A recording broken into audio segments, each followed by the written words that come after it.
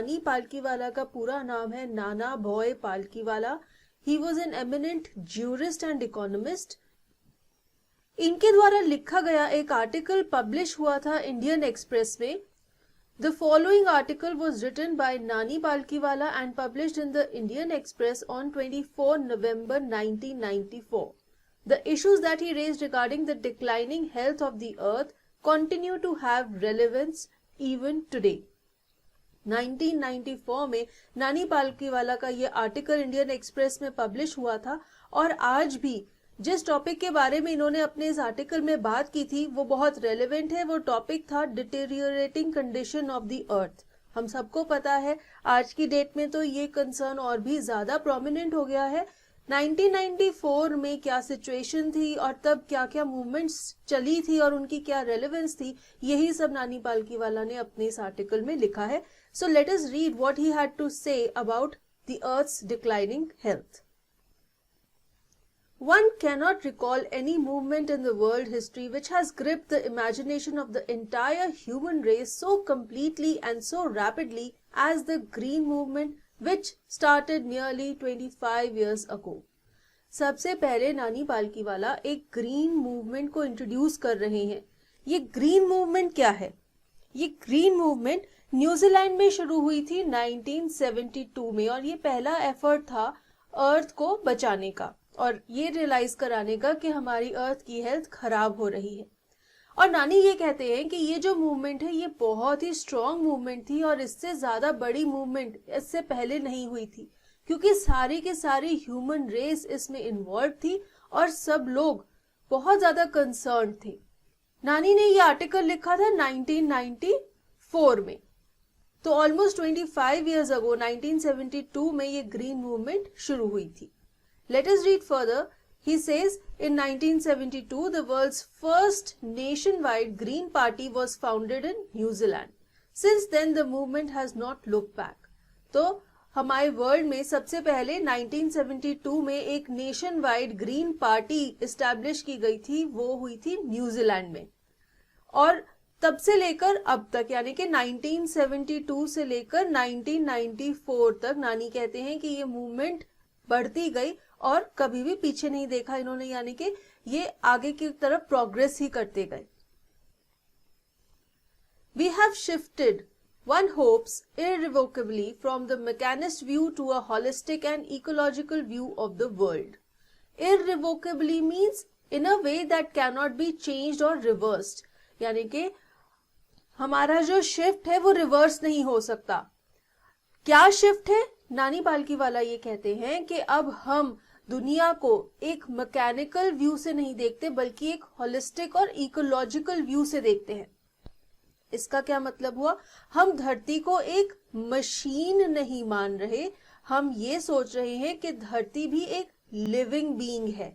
हम उसे holistic view से देख रहे हैं, यानी कि कंप्लीट व्यू से देख रहे हैं, उसके सारे पहलुओं को समझने की कोशिश कर रहे हैं। और इकोलॉजिकल व्यू यानी कि धरती में जितने भी अलग अलग इकोसिस्टम्स हैं जो धरती का हिस्सा हैं, उन सबको कंप्लीटली देख रहे हैं। तो नानी क्या कह रहे हैं कि अब हमारा जो व्यू है धरती के बारे में वो शिफ्ट हो गया है और वो ये होप करते हैं कि ये जो शिफ्ट है ये वापस से पीछे की तरफ नहीं जाएगा। और क्या शिफ्ट हुआ है? अब हम अर्थ को एक मैकेनिकल व्यू से नहीं देखते, हम ये नहीं सोचते कि धरती एक मशीन है और उसे बेधड़क किसी भी तरह से इस्तेमाल किया जाए। हम ये सोचते हैं कि धरती एक लिविंग बीइंग है और जैसे कि हर लिविंग बीइंग की कुछ रिक्वायरमेंट्स होती हैं, उसे बचाने के लिए हमें कुछ एफर्ट करना पड़ता है, ऐसे ही हमें धरती के लिए भी कंसर्न होना पड़ेगा और उसकी जरूरतों को भी देखना पड़ेगा। तो ये जो नजरिए में चेंज है ये कैसे आया? इस ग्रीन मूवमेंट की वजह से आया। फिर वो कहते हैं it is a shift in human perceptions as revolutionary as that introduced by Copernicus, who taught mankind in the 16th century that the earth and the other planets revolve around the sun. Revolutionary means something which evolves a complete change, एक ऐसी घटना जो कि हर चीज को बदल देती है।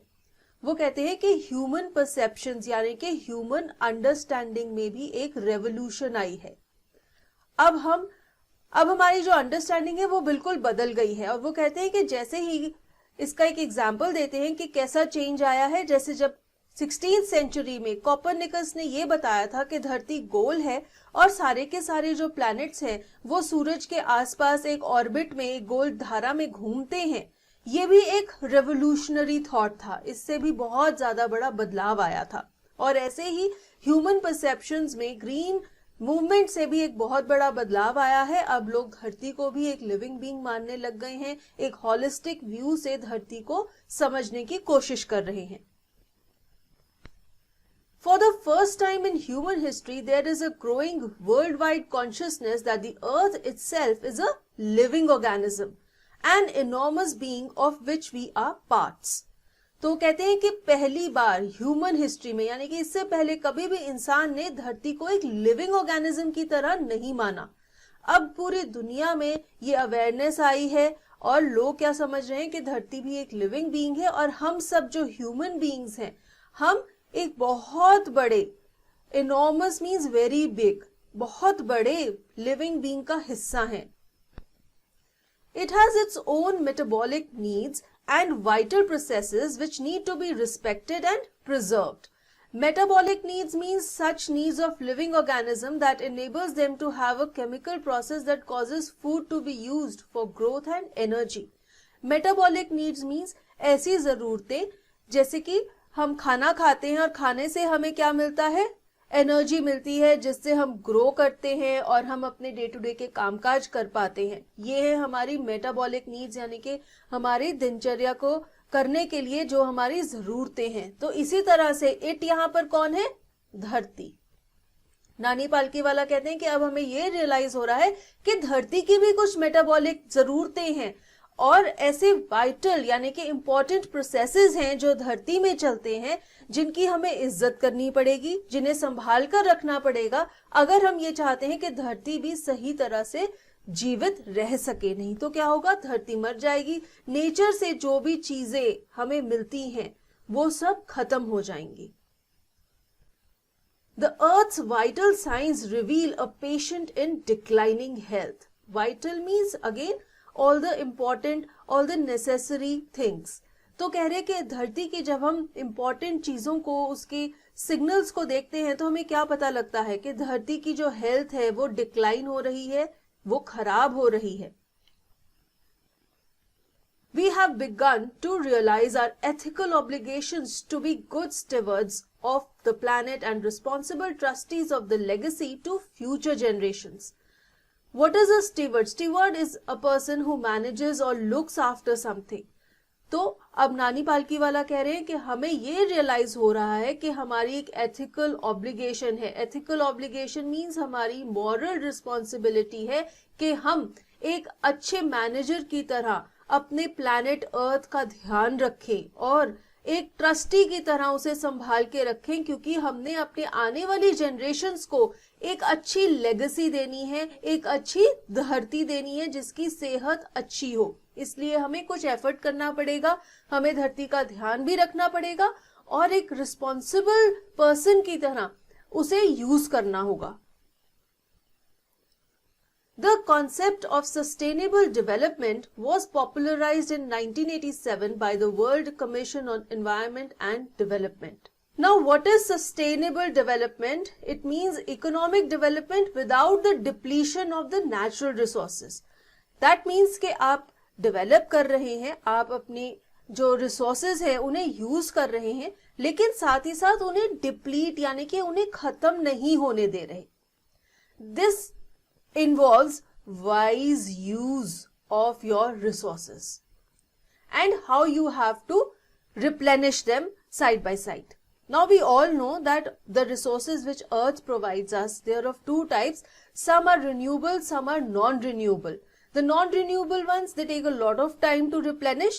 तो हमें एक वाइज स्टेप लेना पड़ेगा कि हमने कितने नॉन रिन्यूएबल रिसोर्सेज को यूज करना है ताकि वो डिप्लीट यानी कि खत्म ना हो जाए।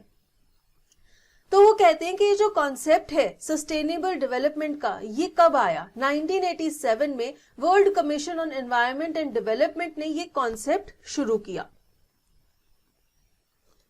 Then he says, in its report, it defined the idea as development that meets the needs of the present without compromising the ability of future generations to meet their needs.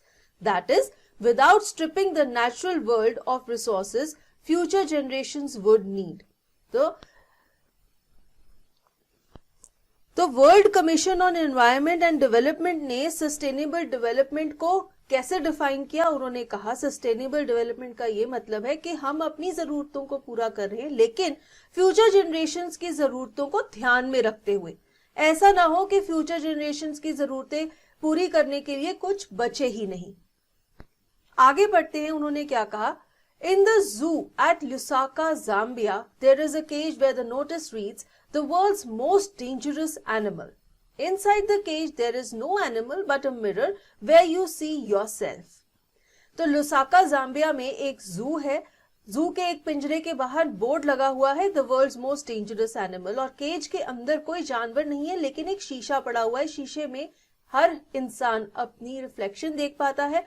यानी कि जू में ये बताने की कोशिश की जा रही है कि दुनिया का सबसे खतरनाक जानवर कौन है? इंसान।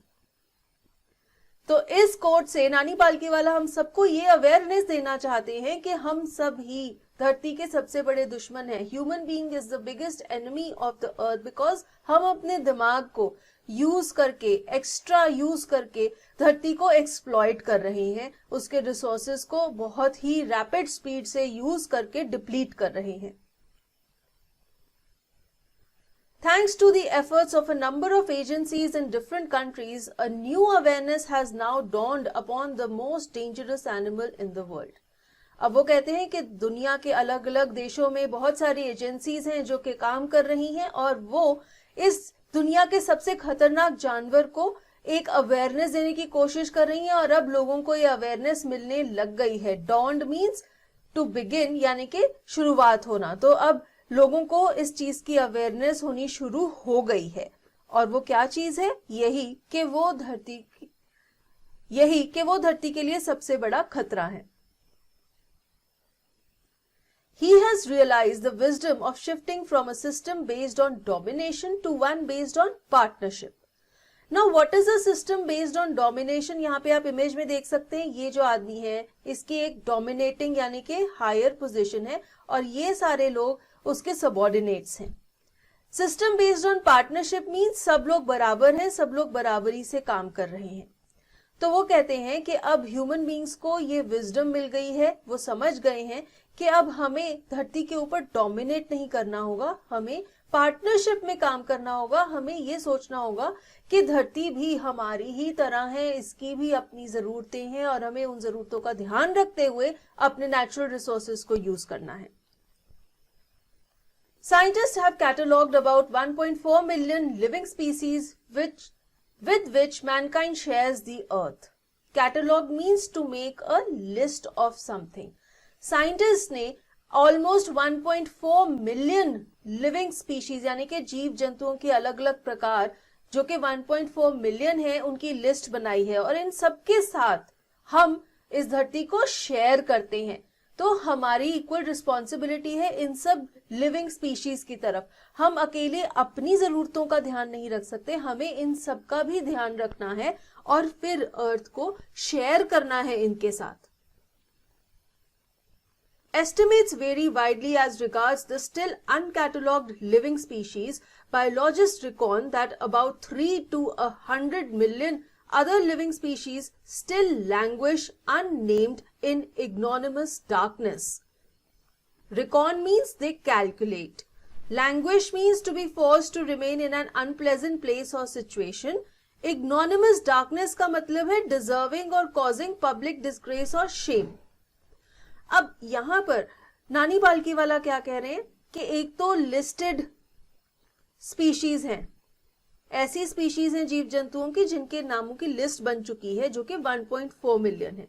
फिर वो कहते हैं कुछ ऐसे भी स्पीशीज हैं जो कि अनकैटलॉग्ड हैं यानी कि अनलिस्टेड है। कुछ ऐसे भी जीव जंतु हैं जिनके नाम अभी लिस्ट में नहीं डाले गए और साइंटिस्ट का ये कैलकुलेशन है कि ऑलमोस्ट 3 से 100 मिलियन ऐसी स्पीशीज हैं जिनके बारे में अभी हमें पता ही नहीं है, जिन्हें अभी डिस्कवर नहीं किया गया और वो गुमनाम है, उनके बारे में किसी को नहीं पता, इसलिए वो गुमनामी के अंधेरों में भटक रहे हैं। तो हमें ये अवेयरनेस देने की कोशिश कर रहे हैं कि बहुत सारे ऐसे जीव जंतु हैं जिनके साथ हमें धरती को बांटना है। कुछ के बारे में तो हम जानते हैं, लेकिन बहुत सारे ऐसे भी हैं जिनके बारे में हम नहीं जानते, और इन सब लिविंग स्पीशीज की तरफ ह्यूमन बीइंग्स की रिस्पॉन्सिबिलिटी है, क्योंकि ह्यूमन बीइंग्स एक सुपीरियर लिविंग बीइंग है और हमें ही अपनी समझदारी के साथ अर्थ को एक अच्छी जगह बनानी है, एक लिवेबल प्लेस बनानी है, क्योंकि इतने सारे तरह के स्पीशीज धरती पर एग्जिस्ट करते हैं। One of the early international commissions which dealt inter alia with the question of ecology and environment was the Brand Commission, which had a distinguished Indian as one of its members, Mr. L.K. Jha. Inter alia means among other things. यानी कि बहुत सारी चीजें चल रही थी, उनमें से एक चीज क्या थी? एक इंटरनेशनल कमीशन थी जिसका नाम था ब्रांड कमीशन। ब्रांड कमीशन की जो पहली रिपोर्ट है वो 1980 में रिलीज हुई थी। ये एक इंडिपेंडेंट कमीशन थी और इसके फर्स्ट चेयरमैन थे Willie brunt. Willie brunt German chancellor थे और यही ब्रांड कमीशन के पहले चेयरपर्सन थे। अब ये जो ब्रांड कमीशन है ये भी इकोलॉजी और एनवायरनमेंट के क्वेश्चन से डील करती थी, और इस ब्रांड कमीशन में एक इंडियन भी थे जो कि इसके मेंबर थे, उनका नाम था mister L.K. Jha. The first Brandt report raised the question, are we to leave our successors a scorched planet of advancing deserts, impoverished landscapes and ailing environment? Scorched means something that is burnt, जल जाना। Impoverished means made poor, गरीब हो जाना, and ailing means बीमार होना, in poor health. अब ये जो ब्रांड रिपोर्ट है इसने एक बहुत ही इंपॉर्टेंट सवाल रेज किया, और वो ये था कि क्या हम अपनी आने वाली फ्यूचर जनरेशन्स के लिए एक जली हुई ऐसी धरती जिसमें सिर्फ बंजर जमीन है, डेजर्ट्स हैं, जो कि गरीब से लैंडस्केप्स हैं, फर्टाइल लैंड नहीं है, और ये धरती अलग अलग प्रॉब्लम से पीड़ित है और एनवायरनमेंट भी बहुत ज्यादा खराब है। तो कहते हैं कि क्या हम अपने आने वाली जनरेशन्स को एक ऐसी अर्थ देना चाहेंगे? Mr. Lester R. Brown, in his thoughtful book, The Global Economic Prospect, points out that the Earth's principal biological systems are four: fisheries, forests, grasslands, and croplands, and they form the foundation of the global economic system. अब नानी पालकीवाला एक और important book का जिक्र करते हैं जिसका नाम है द ग्लोबल इकोनॉमिक प्रोस्पेक्ट, जिसके लेखक थे मिस्टर लेस्टर आर ब्राउन। उन्होंने इस बुक में लिखा था कि धरती के 4 मेन बायोलॉजिकल सिस्टम्स हैं, उनके नाम है फिशरीज, फॉरेस्ट, ग्रासलैंड्स और क्रॉपलैंड्स, और यही हमारी ग्लोबल इकोनॉमिक सिस्टम का बेसिस है, यानी कि जो सारी धरती पे जो इकोनॉमी है वो इन्हीं 4 चीजों पर स्थित है। तो अब आप एक चीज रियलाइज कर सकते हैं कि नानी पालकीवाला का ये जो आर्टिकल है ये क्या बताना चाह रहा है। ये हम सबको जागरूकता दे रहा है, अवेयरनेस दे रहा है हमारी रिस्पॉन्सिबिलिटी के बारे में, और ये बताने की कोशिश कर रहे हैं कि हमें धरती का ध्यान रखना है। हम जो मैनकाइंड है, जो ह्यूमन रेस है, इसे भगवान ने दिमाग दिया है, सोचने की शक्ति दी है, तो हमें अपने इस दिमाग का बेटर यूज करना है और अर्थ को एक्सप्लॉइट नहीं करना है। तो इसीलिए इसी चीज के समर्थन में उन्होंने अलग अलग एग्जाम्पल्स दिए हैं हमें। आगे वो कहते हैं, in addition to supplying our food, these 4 systems provide virtually all the raw materials for industry except minerals and petroleum derived synthetics. Synthetics means artificial substances. वो कहते हैं कि ये जो 4 प्रिंसिपल बायोलॉजिकल सिस्टम्स हैं, फिशरीज, फॉरेस्ट, ग्रासलैंड्स और croplands, यही हमारी इंडस्ट्री, हर तरह की इंडस्ट्री का रॉ मटेरियल प्रोवाइड करते हैं except minerals and petroleum derived industry.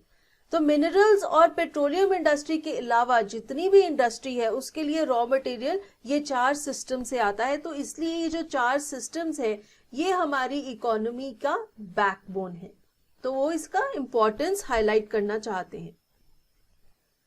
In large areas of the world, human claims on these systems are reaching an unsustainable level, a point where their productivity is being impaired. Impaired means weakened or damaged or reduced. बिल्कुल खत्म हो जाना।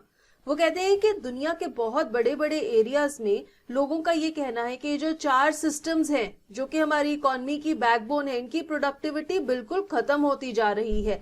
इसलिए क्या होगा, हमारी industries बंद हो जाएंगी, लोगों को सस्टेन करने के लिए कुछ भी नहीं मिलेगा। When this happens, fisheries collapse, forests disappear, grasslands are converted into barren wastelands and croplands deteriorate. Wasteland is a barely inhabitable piece of land, एक ऐसा लैंड जो कि बैरन है, जहां पर कुछ भी यूज के लिए नहीं किया जा सकता, ना तो वो फर्टाइल है, ना तो वहां क्रॉप्स लगाए जा सकते हैं, खेती नहीं की जा सकती, घास नहीं लगाई जा सकती, ये लैंड जो कि किसी काम का नहीं है। Deteriorate means to become worse और टू डिक्लाइन, जिसकी हालत खराब हो जाती है।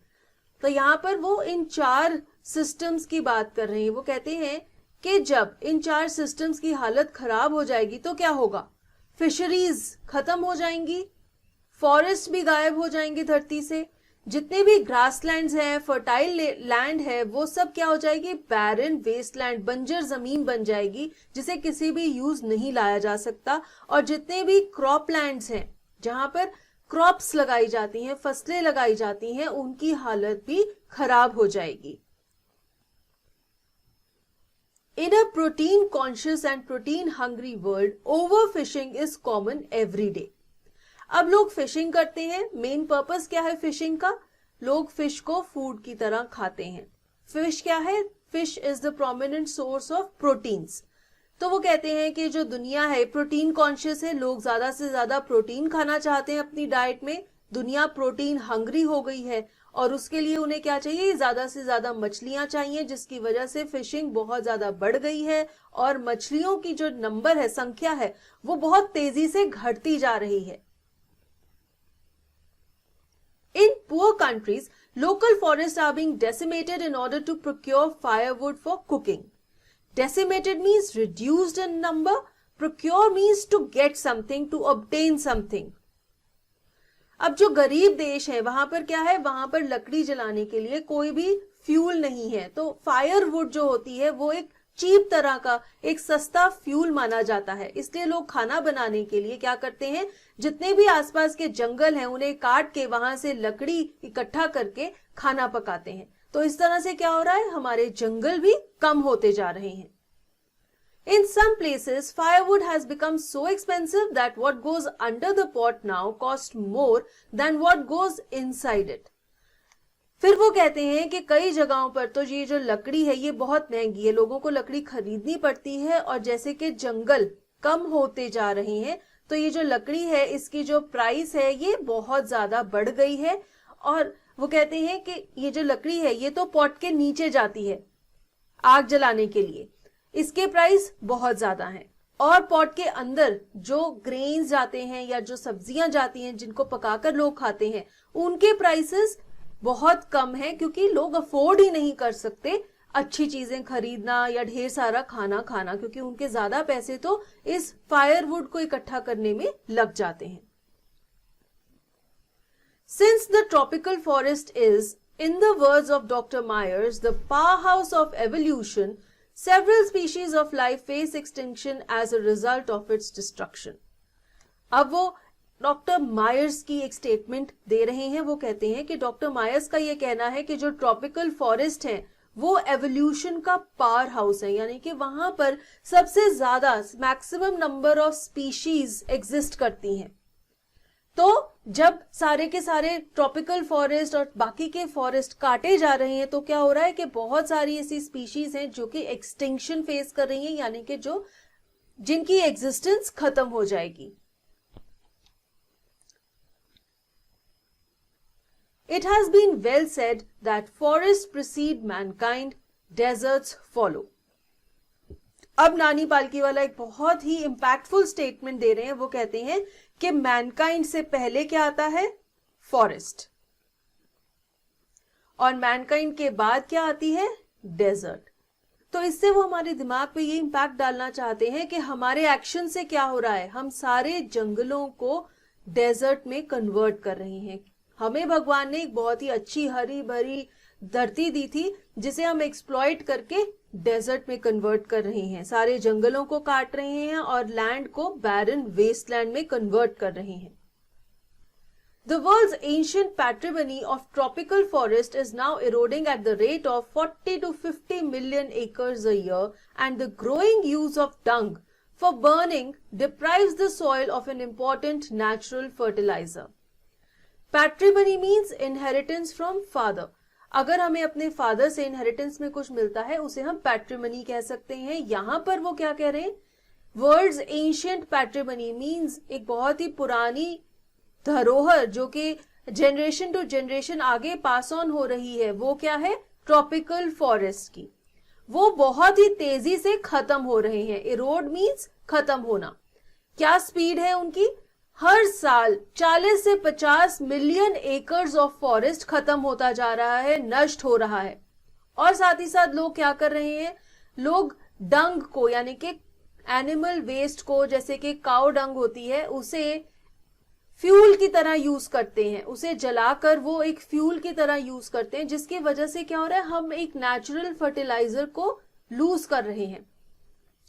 नानी ये कहना चाहते हैं कि अदरवाइज हम एनिमल वेस्ट को एक फर्टिलाइजर की तरह यूज कर सकते हैं धरती की फर्टिलिटी और प्रोडक्टिविटी बढ़ाने के लिए, लेकिन लोग क्या करते हैं, वो काउ डंग को फ्यूल की तरह यूज करते हैं, उसे जलाते हैं, जिसकी वजह से फर्टिलाइजर नहीं बन पाता और हमारी धरती की जो फर्टिलिटी है वो और ज्यादा खराब होती जा रही है। The World Bank estimates that a 5-fold increase in the rate of forest planting is needed to cope with the expected fuel wood demand in the year 2000. 2000 का साल तो जा चुका है, अब हम 2020 में हैं, लेकिन नानी पालकीवाला ने 1994 में जब ये आर्टिकल लिखा था तब वर्ल्ड बैंक ने ये एस्टिमेट लगाया था कि फॉरेस्ट प्लांटिंग में 5-fold इंक्रीज चाहिए, यानी कि 5 times इंक्रीज चाहिए number of plants, number of trees plant करने में, तभी हम 2000 में जितनी फ्यूल वुड की जरूरत है उसे पूरा कर पाएंगे। लेकिन क्या हमने ऐसा किया? आई डोंट थिंक सो कि इतने ज्यादा प्लांट्स, इतने ज्यादा ट्रीज लगाए गए हैं और अब तो हमारी हालत बहुत ज्यादा खराब हो गई है। 1994 में जब नानी पालकीवाला ने ये आर्टिकल लिखा था तब तो धरती की हालत इतनी खराब नहीं थी, तब से लेकर अब तक तो खराब हालत की स्पीड और भी ज्यादा बढ़ गई है।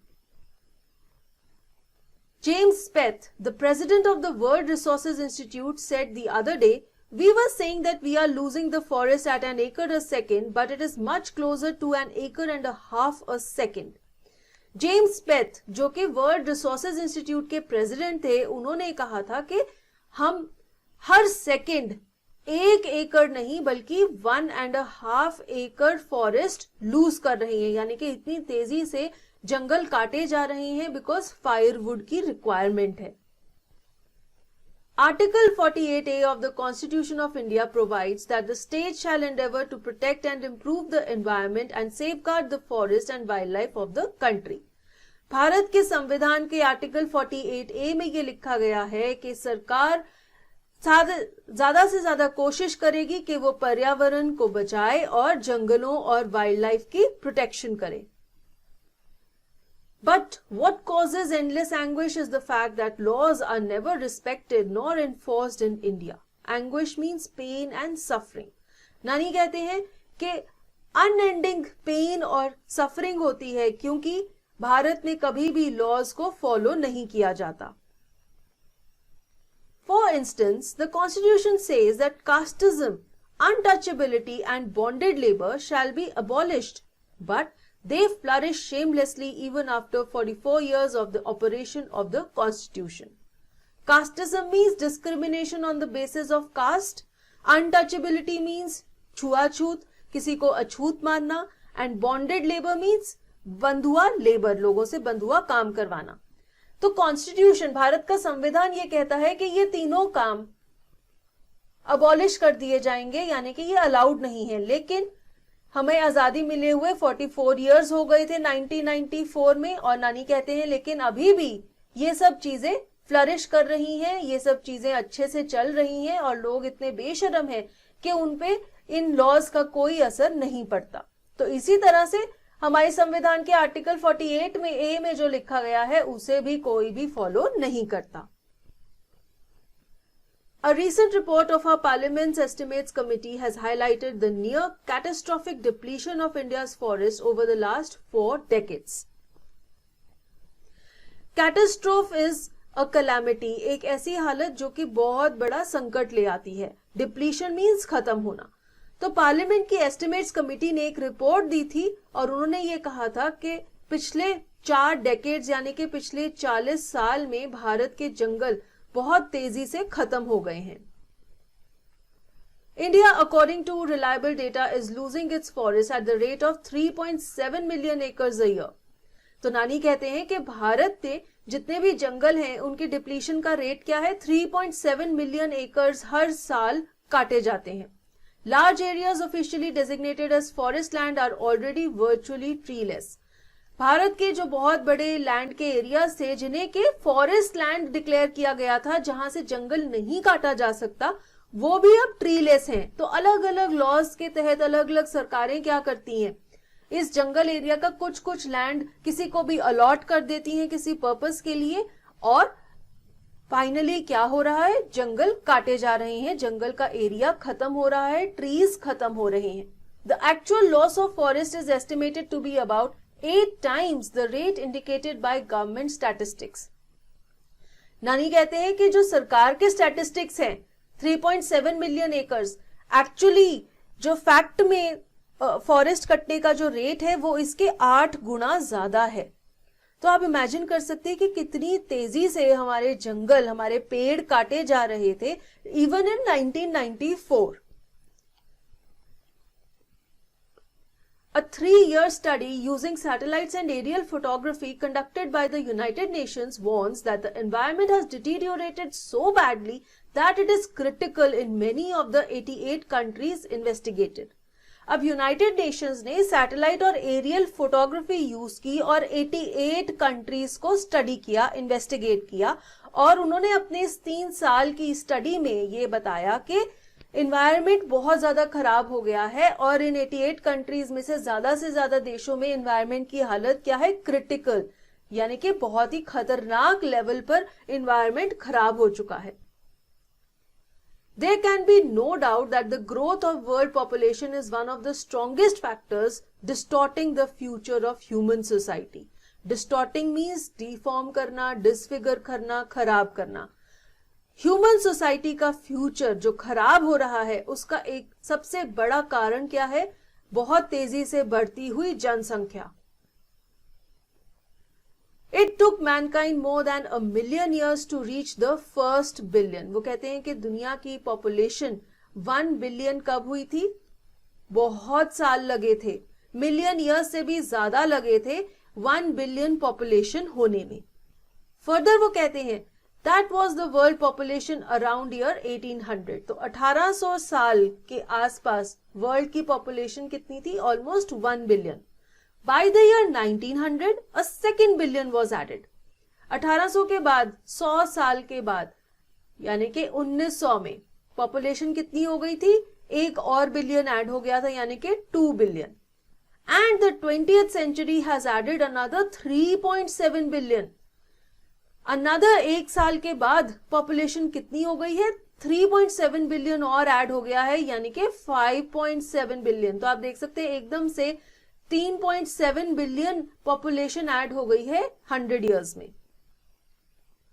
The present world population is estimated at 5.7 billion. Every 4 days the world population increases by 1 million. हर 4 दिन में कितने लोग पैदा होते हैं, 1 million.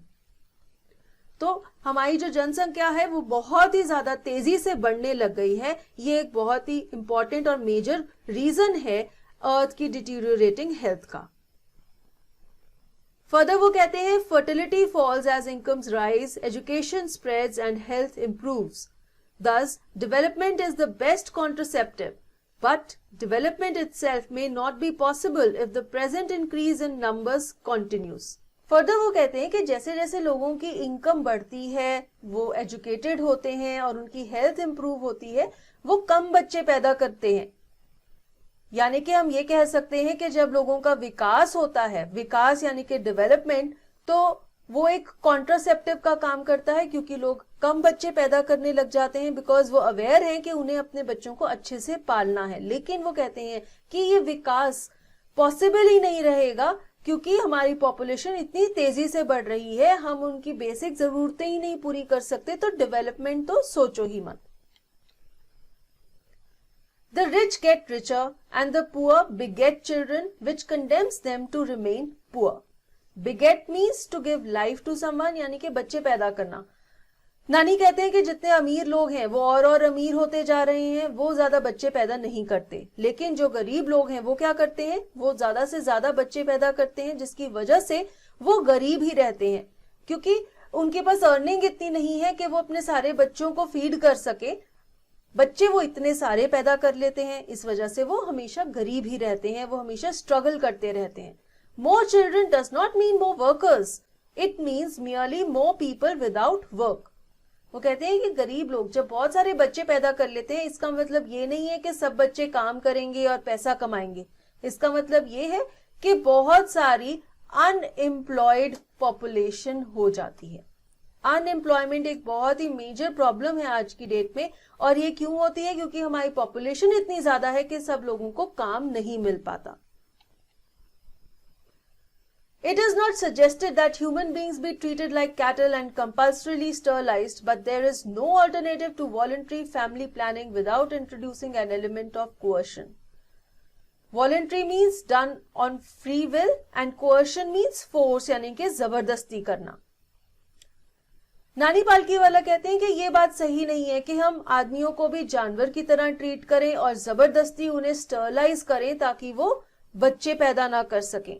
लेकिन वो कहते हैं कि जब तक आप जबरदस्ती नहीं करेंगे तो लोग वॉलंटरी यानी कि अपनी मर्जी से भी फैमिली प्लानिंग नहीं करेंगे, वो बच्चे पैदा करने कम नहीं करेंगे, क्योंकि लोगों को ये चीज समझ में नहीं आती कि बच्चे पैदा क्यों नहीं करने। उन्हें ये चीज समझ में नहीं आती कि जो इतनी सारी वो पॉपुलेशन बढ़ा रही हैं, कल को वो पॉपुलेशन ही एक दूसरे की सबसे बड़ी दुश्मन बन जाएगी अपने सर्वाइवल के लिए। The choice is really between control of population and perpetuation of poverty. Perpetuation means multiplication. तो वो ये कह रहे हैं कि लोगों को ये अवेयर करना पड़ेगा कि अगर आप अपनी बढ़ती जनसंख्या को कंट्रोल नहीं करोगे तो क्या होगा, आपकी गरीबी, पावर्टी ये ही बढ़ती जाएगी। तो जब आप अपने जैसे गरीब लोगों को बढ़ाएंगे, उनकी संख्या बढ़ाएंगे, तो क्या होगा, गरीबी बढ़ती जाएगी। और वो कह रहे हैं कि लोगों को इस चीज की अवेयरनेस देनी बहुत जरूरी है ताकि वो खुद से ही बच्चे पैदा करने कम करें, रादर कि हम जबरदस्ती उनको स्टरलाइज करें ताकि वो बच्चे पैदा ना कर सकें। The population of India is estimated to be 920 million today, more than the entire populations of Africa and South America put together.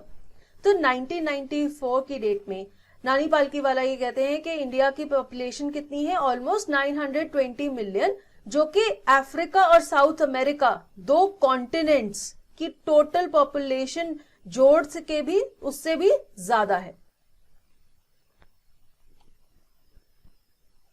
No one familiar with the conditions in India would doubt that the hope of the people would die in their hungry hutments unless population control is given topmost priority.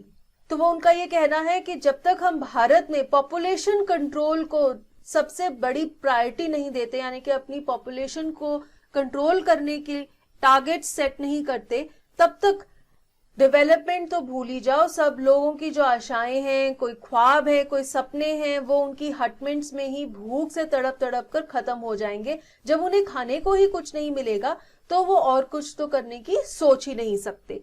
तो नानी के according India की top most priority क्या होनी चाहिए, population control, बढ़ती हुई जनसंख्या को रोकना। For the first time in human history we see a transcending concern, the survival not just of the people but of the planet. Transcending concern means a concern that existed for a very long time and has passed down from one generation to another.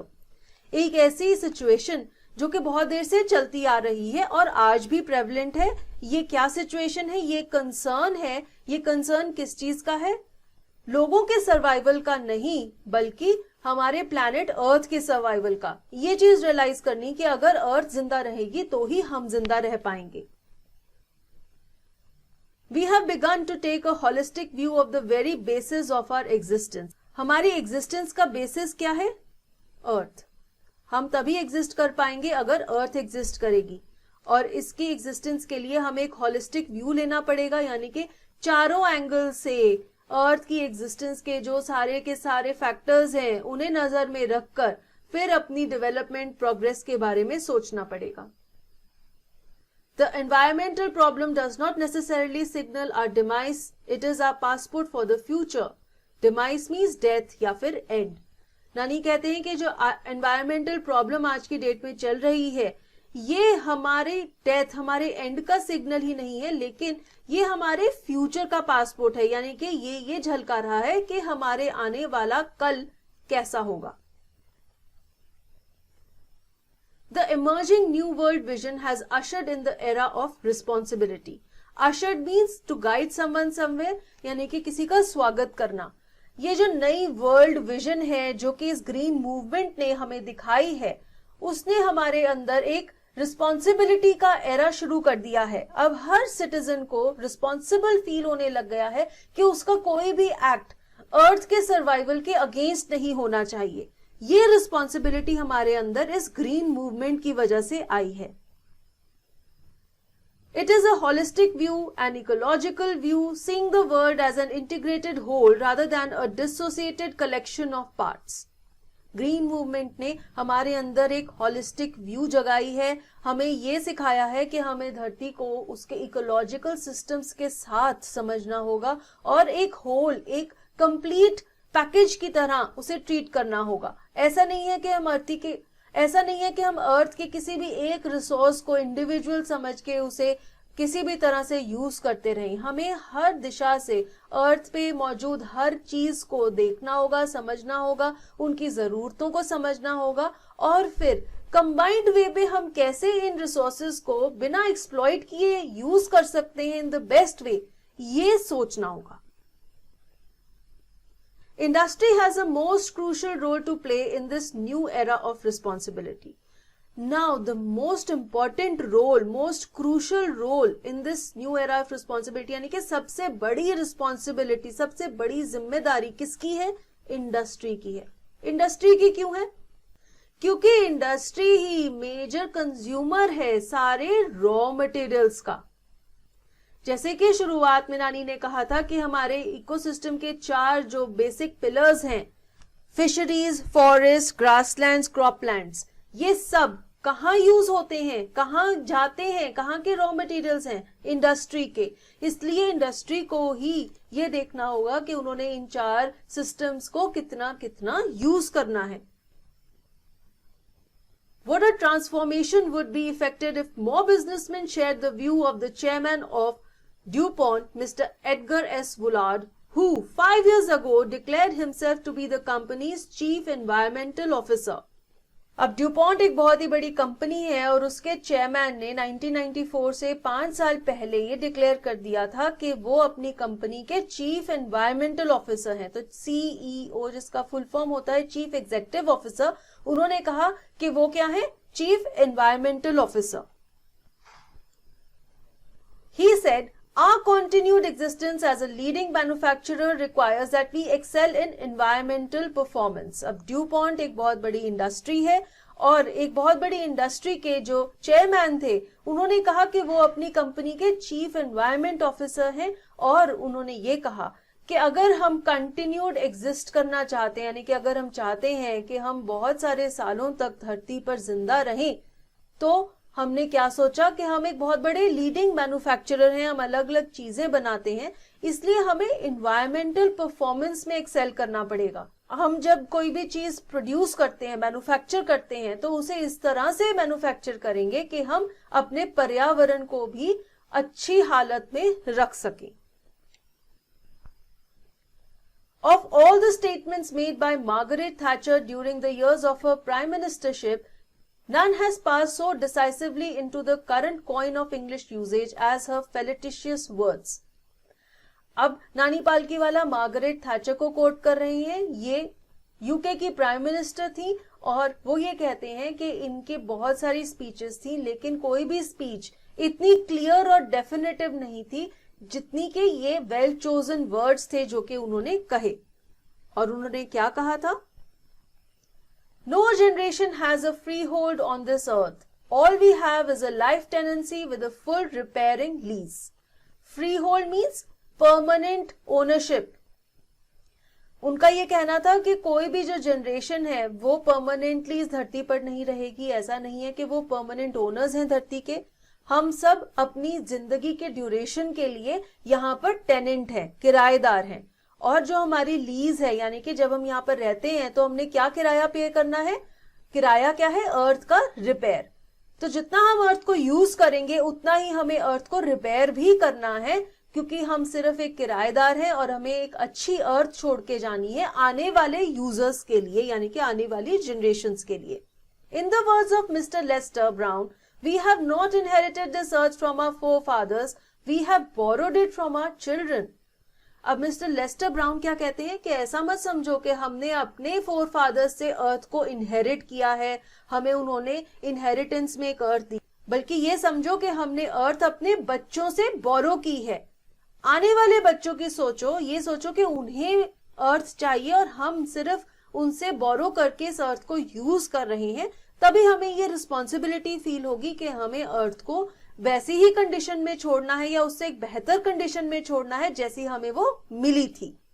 तो इस responsibility के साथ हमें अपनी अर्थ को use करना है, natural resources को यूज करना है, ये सोचते हुए कि हमें आने वाले बच्चों के लिए भी एक बेहतर अर्थ को छोड़कर जाना है।